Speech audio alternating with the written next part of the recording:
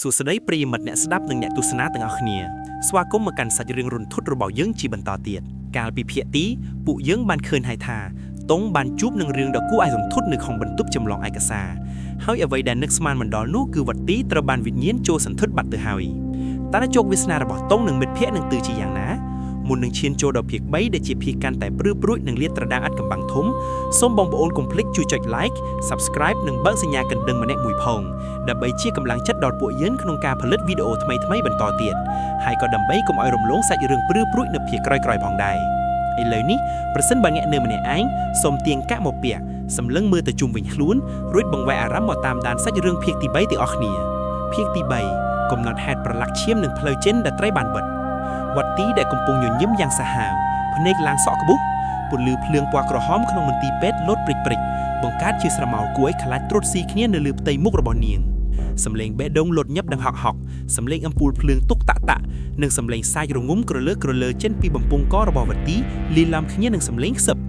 អារម្មណ៍ភ័យខ្លាចរត់ព្រឺពេញសពសារពាង្គកាយរបស់ខ្ញុំតាំងពីចុងសក់ដល់ចុងជើងដៃរបស់ខ្ញុំញ័រតត្រាតខណៈដែលរាងកាយទាំងមូលហាក់ដូចជាត្រូវគេចងផ្អប់នឹងបញ្ចោពេទ្យដ៏ត្រជាក់នេះមិនមែនជាវត្តទីទេវត្តទីដែលខ្ញុំស្គាល់ជាមនុស្សស្រីដែលមានភាពកក់ក្ដៅមិនមែនមានរាងកាយត្រជាក់ស្រែបនិងស្នាមញញឹមដូចមច្ចុរៈបែបនេះឡើយវត្តទីអញកើតអីនេះខ្ញុំតុងណាខ្ញុំខំប្រឹងនិយាយតបទៅនាងទាំងសំឡេងញ័រសង្ឃឹមថានាងគ្រាន់តែលេងសើចនឹងខ្ញុំឬប្រហែលជាខ្ញុំកំពុងតែយល់សប្តិអាក្រក់វត្តទីងាកក្បាលកាច់ទៅម្ខាងយ៉ាងលឿនខុសពីមនុស្សធម្មតាឆ្អឹងកបន្លឺសំឡេងប្រេះក្រឹបក្រាំងតុងលោកគ្រូពេទ្យចង់បោកប្រាស់ខ្ញុំដល់ពេលណាទៀតសំឡេងនោះលេងជាសំឡេងវត្តទីទៀតហើយវាជាសំឡេងមនុស្សចំណាស់ម្នាក់លាយឡំជាមួយនឹងសំឡេងទារកយំដៃដ៏ត្រជាក់របស់នាងដែលកំពុងតែអង្អែលខ្នងខ្ញុំស្រាប់តែប្រាយជាក្រញ៉ាំដៃរឹតកខ្ញុំយ៉ាងតឹងអូសទាញខ្ញុំឲ្យងើបឡើង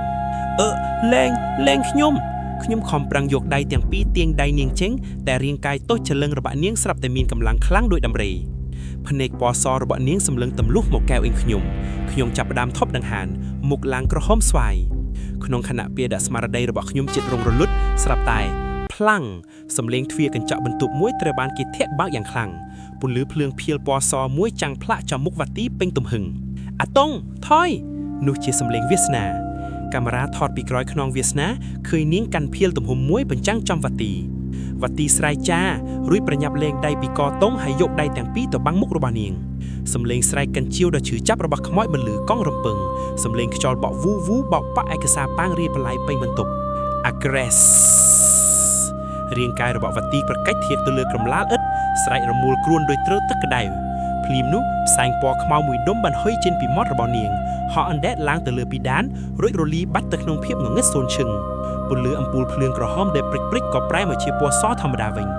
ខ្ញុំដួលផ្ងាទៅក្រោយដកដង្ហើមហត់គគូប្រឹងស្រូបយ៉ាងអុកស៊ីហ្សែនវាសនានឹងហេញរត់យ៉ាងលឿនមកត្រកងខ្ញុំនឹងវត្តទីដែលកំពុងសន្លប់បាត់ស្មារតីអាតុងឯងមិនអីទេចុះវត្តទីកើតអីហ្នឹងហេញសួរទាំងទឹកមុខស្លេកស្លាំងដៃវាញ័រទៅត្រាតពេលចាប់ស្មាខ្ញុំខ្មោចចូលសន្តាត់វត្តទីវាហៅគ្នាថាលោកគ្រូពេទ្យហ្សែនខ្ញុំប្រឹងនិយាយត្រដាបត្រដួវាសនាបើកភ្នែកធំរួចងាកទៅមើលមុខហេនភ្លាមលោកគ្រូពេទ្យហ្សែនអញនិយាយមែនអាតុងមិញនេះពួកយើងដើរល្បាតនៅជាន់ទី3ជាន់ដែលគេបិទចោលមិនឲ្យចូលនោះពួកយើងបានប្រទះជាមួយនឹងកំណត់ហេតុចាស់នៅក្បាលវាសនាប្រញាប់លូកដៃចូលក្នុងហៅប៉ោតអោពេទ្យទាញយកសៀវភៅក្បាលស្បែកពណ៌ទឹកតោនចាស់មួយក្បាលដែលប្រឡាក់ដោយស្នាមដំណក់ឈាមក្រៀមរឹងកនាងបើកទំព័រមួយដែលបត់ជ្រុងរួចយកភៀលបញ្ចាំងឲ្យខ្ញុំមើលតួអក្សរក្នុងសៀវភៅកំណត់ហេតុអក្សរសរសេរដោយទឹកខ្មៅពណ៌ក្រហមចាស់រញ៉េរញ៉ៃហាក់ដូចជាម្ចាស់សំណេរកំពុងស្ថិតនៅក្នុងស្ថានភាពភ័យតក់ស្លុតថ្ងៃទី13ខែតុលាឆ្នាំ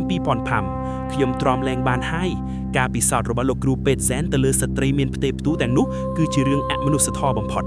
គាត់បានយកទារកដែលទើបនឹងនៅក្លឹមម្នាក់ទៅធ្វើអូព្រះចៅមិនអែហើយខ្ញុំត្រូវតែបញ្ឈប់រឿងនេះបើខ្ញុំមិនអាចរស់ចេញពីទីនេះទេសូមឲ្យវិញ្ញាណខ្ញុំក្រងកំហឹងសងសឹកលោកគ្រូពេទ្យហ្សែននិងញាក់ដៃមុខដោយគាត់រហូតដល់តំណក់ឈាមចុងក្រោយហេញអានអក្សរក្នុងកំណត់ហេតុដោយសំឡេងញ័រចុងដង្ហើមខ្ញុំស្ដាប់ហើយត្រជាក់ចុងជើងបេះដូងលោតខុបចង្វាក់មានន័យថាខ្មោចកីឡានៅថាភិបាលទាំងនោះស្លាប់ដោយសារលោកគ្រូពេទ្យហ្សែនណា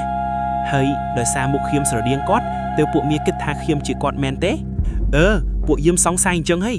ពេទ្យនេះមិនមែនបិទដោយសារចាស់ទ្រុឌទ្រោមទេតែបិទដោយសាររឿងឃាតកម្មរង្គាក់នេះឯងយើងត្រូវតែចេញពីពេទ្យនេះឥឡូវនេះ យប់នេះពួកវាច្បាស់ជាមិនឲ្យឯងរស់ទេអាតុងពួកយើងប្រញាប់គ្រាវទីតែសន្លប់ស្ទុកស្ទឹងដើម្បីរកផ្លូវចេញប៉ុន្តែពេលដាមកដល់មុខចណ្ដាវយូនឡានចណ្ដាវនោះស្រាប់តែបើកទ្វារដោយខ្លួនឯងទាំងទីងសំឡេងកណ្ដឹងចណ្ដាវយូនឡានបន្លឺយឺតសំឡេងកង់រទេរថយន្តពេទ្យវាលឆេចាស់តូចមួយវិលយឺតចេញមកខាងក្រៅងឺតនៅក្នុងចណ្ដាវយូនឡានមិនមានមនុស្សទេមានតែរទេរថយន្តពេទ្យមួយដែលប្រឡាក់ឈាមស្រស់ៗមួយនៅលើរទេនោះមានកន្ត្រៃវះកដៃមួយនិងផ្លាកឈ្មោះគ្រូពេទ្យមួយធ្លាក់នៅទីនោះផ្លាកឈ្មោះសរសេរយ៉ាងច្បាស់ថា Dr. Zen Naral ស្រាប់តែសំឡេងទារករាប់សិបញាក់បានបន្លឺយំត្រហឹងអង្កងចេញពីគ្រប់ច្រកល្ហុកនៃមន្ទីរពេទ្យភ្លើងអំពូលទាំងអស់នៅតាមផ្លូវដើរចាប់ផ្ដើមផ្ទុះបែកជាបន្តបន្ទាប់ផាំងរហូតដល់ទីស្នាក់ការទាំងមួយធ្លាក់ចូលក្នុងភាពងងឹតសូនឈឹងម្ដងទៀតរត់វាសនាស្រែកយំពួកយើងទៀងគ្នាស្ទុះរត់ចុះតាមចណ្ដាជើងដោយលែងខ្វល់ពីអ្វីទាំងអស់ប៉ុន្តែពេលរត់ចុះមកដល់ជាន់ទី1ផ្លូវចិនដែលធ្លាប់តែមានទ្វារកញ្ចក់ធំពេលនេះបែរជាត្រូវការធ្វើជាចំជាងថ្មដ៏ក្រាស់បិទជិតឈឹងគ្មានប្រឡោះសៅបីតែ1 មីលីម៉ែត្រយើងជាប់អន្ទាក់ហើយ